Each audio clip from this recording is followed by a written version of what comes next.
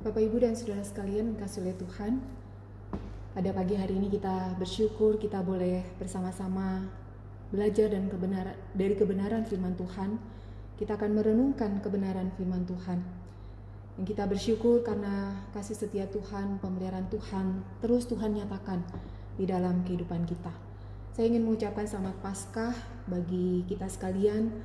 Kiranya Tuhan terus memimpin, menyertai, memberkati kehidupan kita.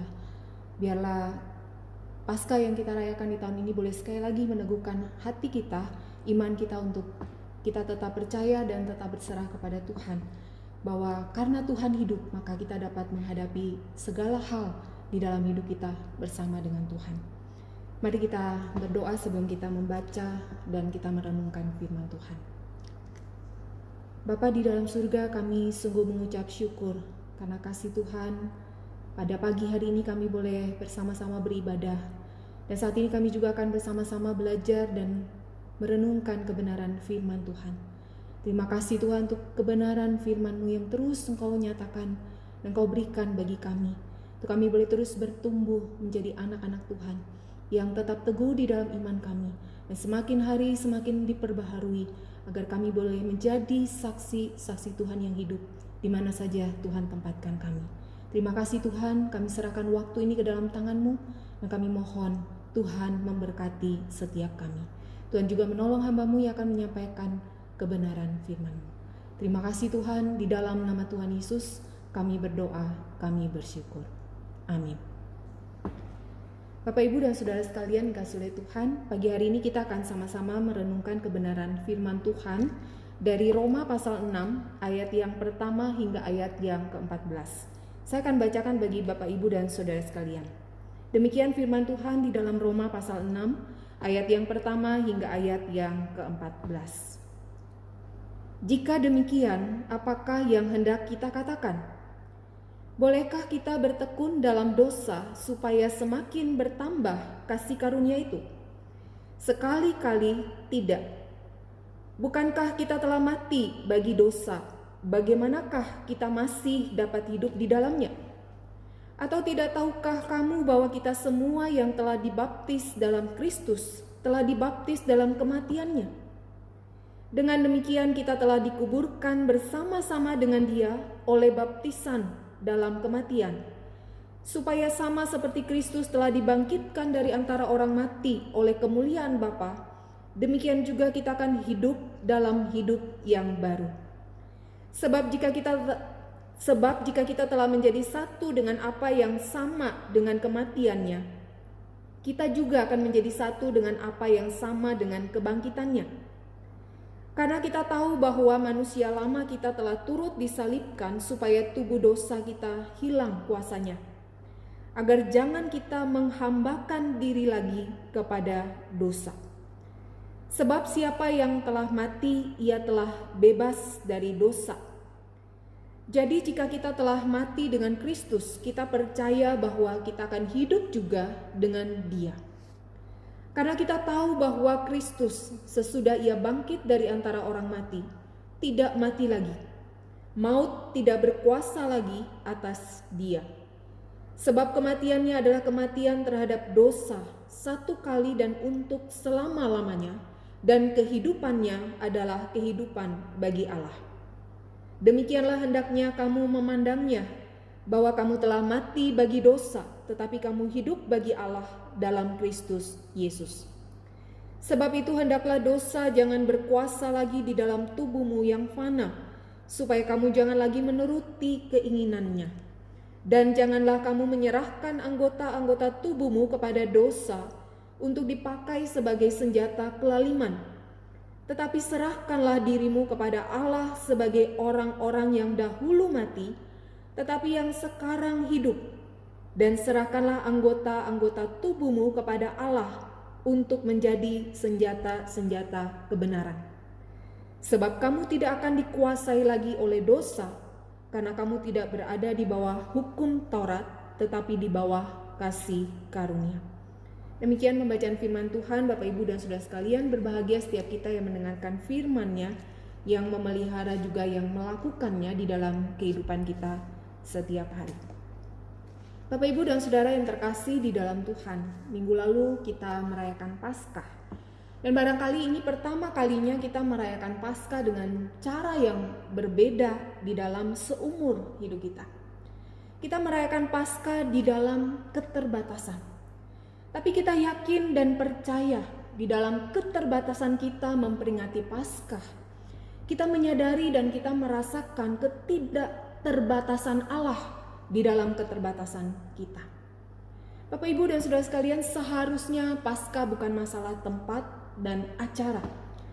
Paskah adalah masalah kemenangan Kristus atas maut. Paskah adalah masalah kembalinya relasi kita dengan Allah.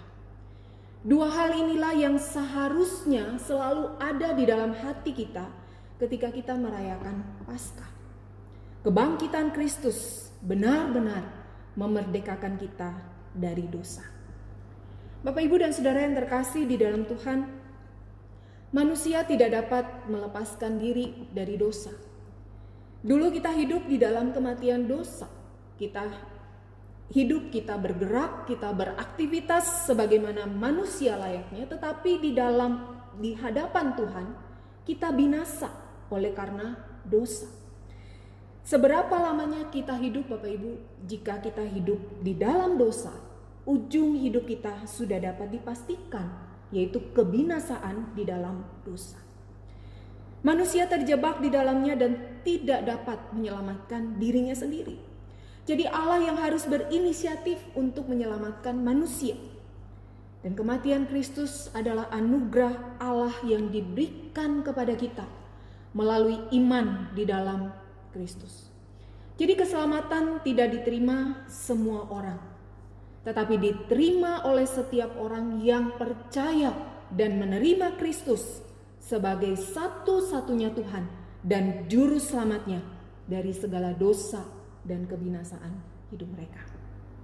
Bapak, Ibu, dan Saudara yang terkasih di dalam Tuhan, kalau kita membaca di dalam Roma pasal 5 ayat yang ke-20 hingga ayat yang ke-21, di sana Rasul Paulus menuliskan demikian.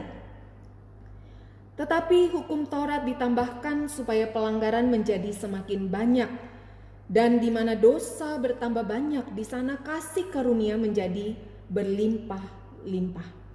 Supaya sama seperti dosa berkuasa dalam alam maut, demikian kasih karunia akan berkuasa oleh kebenaran untuk hidup yang kekal oleh Yesus Kristus Tuhan kita. Bapak, Ibu, dan Saudara, kalimat Paulus di dalam Roma pasal 5 ayat 20 hingga ayat yang ke-21 yang saya bacakan tadi merupakan kalimat yang cukup sulit dipahami. Dikatakan bahwa hukum Taurat ditambahkan supaya pelanggaran menjadi semakin banyak, dan di mana dosa bertambah banyak, di sana kasih karunia menjadi berlimpah-limpah. Jadi seakan-akan, Bapak, Ibu, apa yang membuat kasih karunia berlimpah-limpah? Jika dosa bertambah banyak. Lalu orang dengan mudahnya berpikir tidak masalah kita banyak berbuat dosa atau kita banyak berdosa. Nggak masalah, karena semakin banyak berdosa, kasih karunia kita akan semakin melimpah. Ilustrasinya kira-kira seperti ini, Bapak, Ibu, ya. Tentu ini sesuatu yang tidak boleh ditiru. Jika saya tahu hutang saya pasti akan dilunasi oleh papa saya, berapapun hutang saya, maka berapa banyak saya akan berhutang. Jika saya berhutang sedikit, maka papa saya akan melunasinya. Jika tagihan kartu kredit saya pasti akan dibayar lunas oleh papa saya, berapa banyak uang yang akan saya belanjakan melalui kartu kredit saya? Tentu saya akan membelanjakannya sampai batas limitnya. Iya kan? Toh berapapun yang saya belanjakan pasti dilunasi. Rugi kalau saya membelanjakan sedikit. Saya akan membelanjakan banyak dan saya menikmati banyak. Belanja sedikit atau belanja banyak sama-sama tidak keluar uang. Jadi untuk apa belanja sedikit? Nah, Bapak, Ibu, Saudara, inilah yang disebut memanipulasi kebaikan ayah kita yang membayar lunas hutang kita. Dan inilah dosa. Bapak, Ibu, Saudara, Paulus tidak memaksudkan pembacanya untuk menjadi orang-orang yang semacam ini. orang-orang yang memanipulasi anugerah Allah. Maka Paulus berkata di dalam Roma pasal 6 ayat yang pertama hingga ayat yang kedua, "Jika demikian, apakah yang hendak kita katakan? Bolehkah kita bertekun dalam dosa supaya semakin bertambah kasih karunia itu? Sekali-kali tidak." Bapak Ibu Saudara, pemikiran manipulatif semacam ini seharusnya dihilangkan dari pikiran kita. Banyak orang menyepelekan, banyak orang memanipulasi kasih karunia Allah. Juga banyak orang yang memanipulasi ayat-ayat firman Tuhan. Mereka berpikir kan Allah berdaulat atas segala sesuatu, jadi kita tidak perlu berpikir, kita tidak perlu bekerja keras, kan semua berkat dari Tuhan. Atau ada juga yang berpikir yang bisa mempertobatkan orang itu kan kuasa Roh Kudus, bukan karena kemampuan kita. Jadi kita tidak perlu memberitakan Injil, atau kita nggak perlu mempelajari apologetika. Atau ada juga orang yang berpikirkan Allah itu setia dan adil, Dia akan mengampuni segala dosa kita. Itu kata firman Tuhan di dalam 1 Yohanes 1 ayat 9. Jadi nggak apa-apa kita berdosa, yang penting nanti kita meminta ampun pada Tuhan. Tuhan kan Maha Pengampun. Bapak, Ibu, dan Saudara, dosa membuat manusia memanipulasi firman Tuhan. Dosa membuat manusia memanipulasi kasih karunia Allah kepada kita. Di ayat selanjutnya Paulus memberikan alasannya. Dia katakan, bukankah kita telah mati bagi dosa, bagaimana kita masih dapat hidup di dalamnya? Bapak, Ibu, dan Saudara, melalui iman dan oleh kasih karunia Allah, kita telah mati dan bangkit bersama-sama dengan Kristus. Oleh sebab itulah kita harus hidup di dalam hidup yang baru. Setelah itu Paulus menjelaskan dengan sangat jelas, kalau kita baca di dalam Roma 6 ayat 5 hingga ayat yang ke-11. Logikanya sederhana, kebalikan dari hidup di dalam kematian atau dosa. Ketika kita hidup di dalam dosa, kita tidak dapat meresponi kebaikan dan kebenaran Allah. Kita mendirikan kebenaran kita sendiri dan kita melakukan apa yang menurut kita baik, tetapi tidak menurut Allah. Kita hidup demi kepentingan diri kita sendiri. Kita tidak hidup untuk kepentingan Allah dan kemuliaan Allah. Dan kita hidup di dalam segala hal yang bertentangan dengan kebenaran dan kehendak Allah. Dan ini hidup di dalam dosa. Ini orang yang mati di hadapan Allah. Tetapi sekarang kita sudah dihidupkan oleh Allah melalui kebangkitan Kristus. Kematian di dalam dosa membuat kita dalam tanda petik terbebas dari Allah. Jadi kematian dosa adalah kebebasan dari Allah. Sekarang di dalam Kristus kita dibangkitkan. Tetapi konsekuensinya adalah kita mati terhadap dosa. Ketika kita mati terhadap dosa, maka kita terbebas dari perhambaan dosa. Dosa itu bebas dari Allah. Keselamatan itu bebas dari dosa. Kematian itu hidup sebagai hamba dosa. Tapi kehidupan itu hidup sebagai hamba Allah. Jika seorang mati dari dosa dan dibangkitkan di dalam Kristus, maka sejatinya kita menjadi kebalikan dari kehidupan kita yang lama. Kita dimampukan untuk kita meresponi kebaikan Allah, kebenaran Allah di dalam hidup kita. Kita hidup di dalam kebenaran Allah, menurut kebenaran Allah.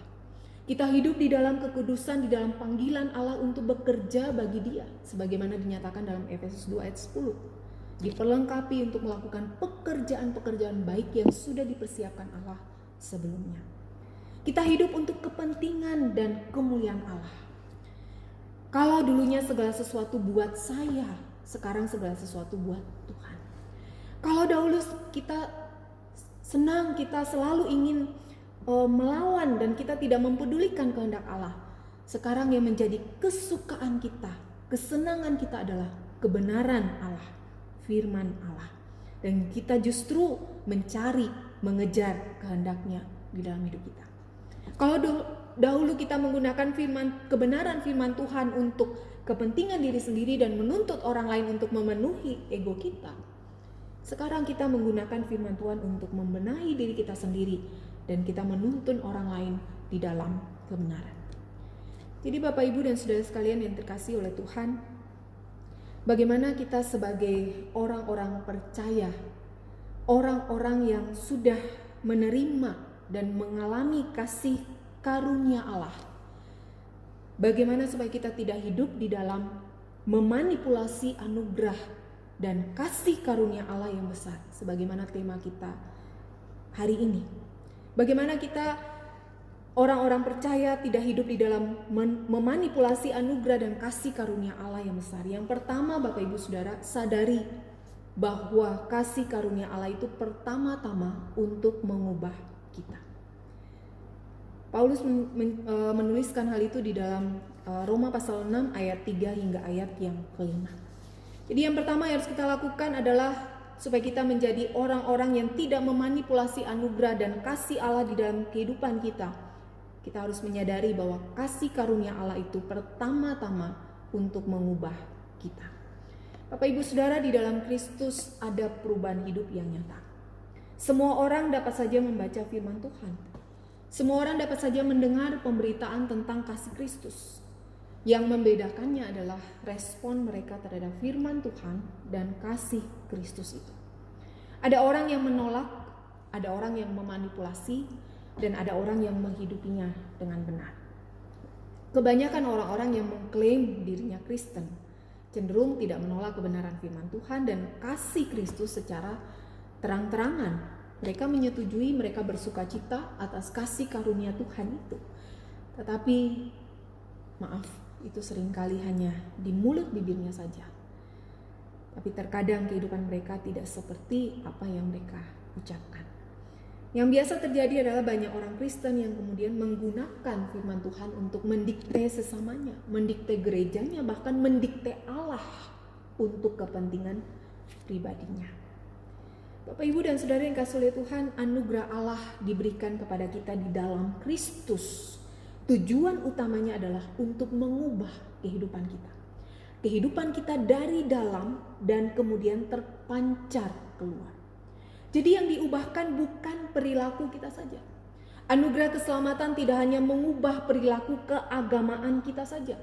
Bukan sekedar dari orang yang tadinya tidak ke gereja, sekarang pergi ke gereja. Bukan sekedar dari orang yang tadinya tidak berdoa, kini berdoa. Bukan sekedar dari orang yang tadinya malas membaca firman Tuhan, sekarang menjadi orang yang rajin membaca firman Tuhan. Baca firman Tuhan untuk mencari ayat-ayat yang mendukung egoisme pribadi. Apa bedanya dengan orang berdosa? Bapak, Ibu, dan Saudara, anugerah Allah mengubah kita dari dalam diri kita.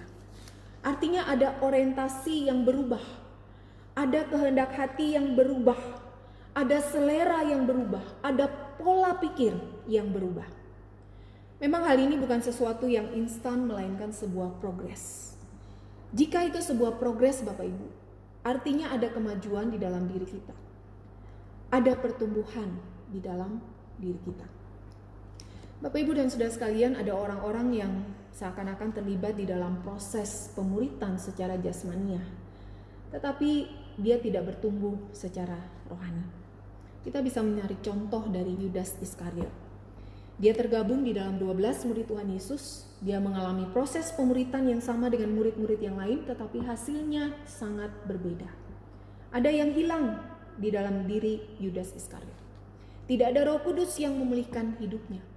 Berbeda dengan ke-11 murid lainnya. Yudas masuk di dalam sebuah proses hidup, tetapi hidupnya tidak berprogres. Dia ingin menggunakan Yesus untuk kepentingan dirinya dan golongannya saja. Bapak, Ibu, dan Saudara sekalian yang terkasih di dalam Tuhan, kasih karunia itu untuk mengubah kita dari dalam. Maka pertanyaannya sekarang adalah, apakah diri kita benar-benar sudah berubah dari dalam diri kita? Ataukah hanya perilaku keagamaan kita saja yang berubah, tapi kita tidak memiliki spiritualitas yang sejati? Bapak, Ibu, dan Saudara, gunakan alat-alat anugerah Allah untuk mengubah diri kita terlebih dahulu. Gunakan firman Tuhan sebagai cermin untuk memeriksa hidup kita terlebih dahulu. Bukan dengan seenaknya digunakan, dipakai untuk memeriksa kehidupan orang lain. Bapak, Ibu, dan Saudara, ini langkah pertama agar kita tidak memanipulasi anugerah Allah. Jadikan perubahan hidup kita sebagai objek anugerah Allah. Anugerah Allah bukan untuk mengubah Allah. Anugerah Allah untuk mengubah kita. Hal kedua yang harus kita lakukan supaya kita boleh menjadi orang-orang percaya yang tidak memanipulasi anugerah Allah dalam kehidupan kita adalah kita berjuang untuk hidup di dalam kehidupan yang baru. Paulus mencatat akan hal itu di dalam ayat 6 hingga ayat yang ke-12. Bapak Ibu Saudara, oleh karena Kristus telah mati agar hidup kita kembali kepada Allah dan kita menikmati relasi dengan Allah, maka sudah sepantasnya kita sebagai umat yang sudah ditebus tidak lagi hidup di dalam kehidupan kita yang lama. Bukan berarti kita telah menjadi sempurna secara instan. Tidak ada kesempurnaan yang instan di dunia ini. Kesempurnaan adalah sebuah proses. Proses memikul salib dan hidup di dalam ketaatan akan firman Tuhan dan kehendak Allah. Bapak Ibu, di dalam diri kita masih ada kedagingan.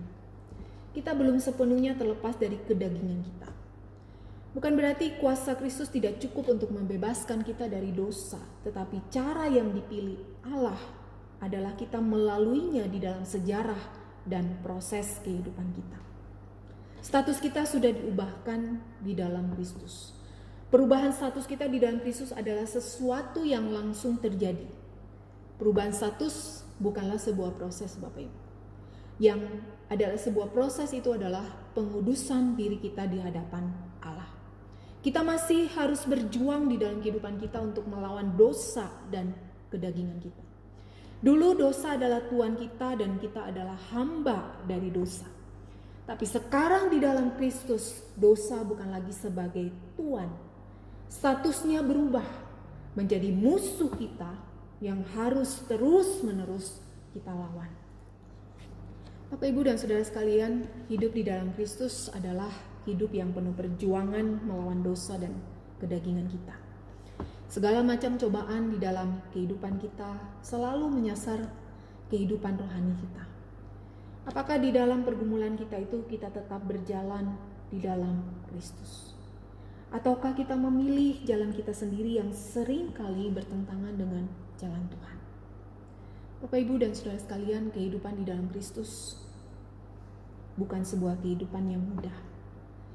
Bukan sekedar dosa dan kedagingan di dalam diri kita, tetapi iblis pun juga menyasar dan berusaha menjatuhkan kita supaya kita berdosa di hadapan Allah. Tentu keselamatan di dalam Kristus tidak hilang. Tetapi bukan berarti doktrin yang indah dan menyejukkan ini menjadi satu dasar untuk kita tidak berjuang melawan dosa. Bapak, Ibu, kita harus berusaha untuk hidup kudus, hidup benar di hadapan Tuhan. Tapi itu bukan lagi didorong oleh motivasi bahwa melalui perbuatan-perbuatan kita memperoleh keselamatan. Keselamatan tidak diperoleh dengan perbuatan kita, Bapak Ibu. Kita tidak akan memperoleh keselamatan kalau hal itu didasarkan oleh perbuatan kita. Doktrin jaminan keselamatan ini adalah penghiburan kita, kekuatan kita, bahwa kita tetap berada di dalam Kristus. Dan itu artinya, Bapak Ibu, kita tetap beroleh kekuatan, kita tetap beroleh anugerah Allah untuk terus dan mampu melawan dosa di dalam kehidupan kita. Jadi apa yang mendorong kita dan memberikan kita semangat untuk terus bergumul, untuk hidup benar, untuk hidup kudus di hadapan Allah?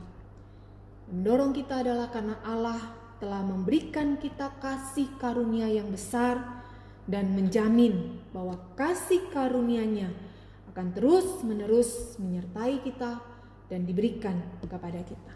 Ini yang menjadi dasar dorongan kita untuk kita berjuang di dalam kehidupan kita. Hal yang terakhir, Bapak, Ibu, Saudara, hal yang ketiga yang harus kita lakukan agar kita sebagai orang-orang percaya tidak memanipulasi anugerah Allah dalam kehidupan kita adalah mari kita menjadikan hidup kita sebagai senjata kebenaran. Ini dituliskan oleh Paulus di dalam ayat yang ke-13. Di dalam ayat 13 kalau kita baca, di situ Paulus menasihatkan kepada jemaat Roma agar jangan sampai dosa berkuasa lagi dalam kehidupan mereka, Dan Paulus menasihatkan agar jemaat Roma tidak menyerahkan hidup mereka untuk digunakan sebagai senjata kelaliman. Bapak Ibu tahu arti kelalim? Lalim adalah sikap menindas kebenaran agar kebenaran tidak menjadi nyata dalam kehidupan seseorang. Lalim adalah sikap menindas kebenaran agar kebenaran tidak terwujud di dalam kehidupan seseorang. Paulus menasihatkan agar kita tidak digunakan sebagai senjata bagi kelaliman. Bapak Ibu, kalau kita berbicara tentang senjata, sebuah senjata biasanya digunakan sebagai alat bantu di dalam sebuah medan pertempuran. Prajurit yang maju ke medan perang, tidak ada dari mereka yang maju ke medan pertempuran itu dengan tangan kosong. Seorang prajurit bahkan kadang diperlengkapi dengan beberapa senjata. Ada yang mereka membawa tombak, juga membawa pedang dan sebagainya. Senjata-senjata itu digunakan di dalam perkelahian untuk memenangkan pertarungan di medan perang itu. Orang yang membawa senjata itu memiliki kekuatan lebih di dalam pertempuran. Bapak Ibu Saudara, menyerahkan diri kita untuk menjadi senjata kelaliman artinya membuat diri kita dijadikan alat oleh ketidakbenaran agar ketidakbenaran itu dalam tanda kutip menang di dalam pergumulan hidup kita dan kita hidup di dalam dosa. Pertanyaannya Bapak Ibu Saudara, kelaliman sedang berperang melawan siapa?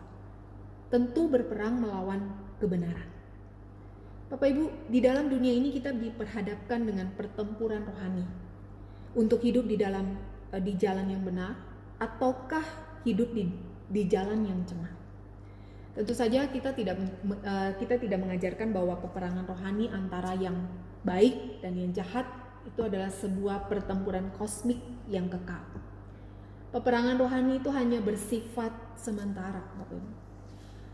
Hasil akhirnya sebenarnya sudah dipastikan bahwa kebenaran pasti akan menang mutlak dan Allah yang akan bertahta baik di sorga dan di dunia ini. Bapak Ibu Saudara, Paulus tidak berhenti dengan menasihatkan kepada jemaat di Roma dan menasihatkan supaya kita tidak menjadi senjata kelaliman dan setelah itu jadilah penonton pertempuran itu. Tidak ada tempat untuk menonton peperangan rohani di dalam hidup kita. Kita sudah berada di dalam peperangan rohani itu.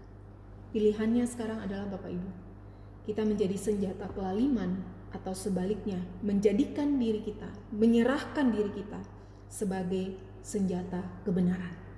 Artinya kita menjadikan diri kita dan hidup kita digunakan oleh kebenaran agar kebenaran itu menjadi nyata di dalam hidup kita. Orang-orang berdosa ketika melihat kebenaran seringkali tidak mentaatinya, bahkan menggunakan kebenaran itu sebagai alat untuk egoisme. Bapak Ibu Saudara, ada sebuah ilustrasi yang baik yang seringkali dipakai. Jika ada dua binatang yang bertarung, yang satu singa dan yang lainnya anggaplah serigala. Keduanya sama-sama kuat. Tetapi bagaimana caranya agar si singa bisa menang dalam pertempuran itu, dalam pertarungan itu? Berikanlah singa itu makanan yang cukup agar dia bertenaga. Sedangkan sebaliknya si serigala jangan diberi makan sama sekali. Lama-lama dia menjadi lemah dan mudah dikalahkan oleh singa. Bapak Ibu Saudara yang terkasih di dalam Tuhan, jika kita ingin kehidupan kita menjadi semakin benar, semakin kudus di hadapan Allah, di tengah-tengah tantangan dosa dan kedagingan, beri makan kerohanian kita. Dan jangan berikan kesempatan bagi dosa dan kedagingan kita. Jaga hidup kita dengan firman Tuhan. Dan terus bergantung pada anugerah Allah yang menopang kita. Apalagi di tengah segala kekhawatiran kondisi di sekitar kita. Bapak Ibu Saudara, jangan biarkan kita kehilangan pengharapan kita di dalam Tuhan. Kita mungkin takut, kita mungkin khawatir, tapi beri makan hati kita dengan relasi dengan Allah dan firman-Nya. Jangan biarkan dosa memiliki kesempatan untuk kita meragukan kebaikan Allah di dalam kehidupan kita. Dan jangan kita menjadi orang-orang percaya yang pasif. Jadilah orang percaya yang aktif bersekutu, berelasi dengan Allah meskipun di tengah keterbatasan kita. Bukan berarti segala macam keterbatasan kita hari ini menjadi alasan untuk kita tidak berelasi dengan Tuhan. Bapak, Ibu, dan Saudara, diam di rumah membuat kita memiliki lebih banyak waktu untuk kita merenungkan dan kita bersekutu dengan Tuhan secara pribadi. Jadikan diri kita sebagai senjata kebenaran. Bapak, Ibu, Kristus sudah menebus kita dari dosa agar kita kembali kepada Allah. Di dalam Kristus kita mengenal kebenaran yang sejati. Roh Kudus akan selalu mendorong kita untuk kita menjadikan firman Tuhan dan kasih karunia Allah sebagai dasar hidup kita. Meletakkan diri kita di bawah kebenaran agar hidup kita dituntun, digerakkan oleh firman Tuhan. Bapak, Ibu, Saudara sekalian, jangan menjadi orang-orang yang sebaliknya, yang bukan saja menolak kebenaran, tetapi juga memanipulasi kebenaran dan kasih karunia Allah dengan hidup terus-menerus di dalam dosa. Apalagi dengan alasan bahwa Tuhan pasti mengampuni dosa kita. Jangan memanipulasi anugerah Allah. Sebaliknya, Bapak, Ibu, Saudara sekalian, hiduplah di dalam anugerah Allah yang terus-menerus mengubahkan kehidupan kita untuk memuliakan Dia. Amin. Mari kita berdoa. Bapa di dalam surga, kami sungguh bersyukur untuk kebenaran firman Tuhan yang sekali lagi meneguhkan iman pengharapan kami. Sekali lagi mengingatkan kami bahwa kasih karunia Allah sungguh melimpah di dalam kehidupan kami. Kristus telah menebus hidup kami dari dosa agar kami kembali kepada Allah. Agar kehidupan kami boleh diubahkan oleh Tuhan. Terima kasih Tuhan, ampuni kami jikalau sering kali di dalam kami menjalani kehidupan kami sebagai orang-orang percaya, sering kali kami memanipulasi anugerah Allah di dalam kehidupan kami. Ampuni kami ya Tuhan, tolong kami untuk kami senantiasa hidup di dalam anugerah Allah yang terus-menerus Engkau limpahkan di dalam kehidupan kami, yang terus-menerus bekerja di dalam diri kami untuk mengubahkan diri kami, mengubahkan hidup kami, agar semakin hari kami semakin hidup memuliakan Tuhan. Terima kasih Tuhan, kami serahkan kehidupan kami masing-masing ke dalam tangan-Mu. Mohon anugerah Tuhan, mohon pimpinan Tuhan, mohon berkat Tuhan. Dalam nama Tuhan Yesus kami berdoa, kami bersyukur. Amin.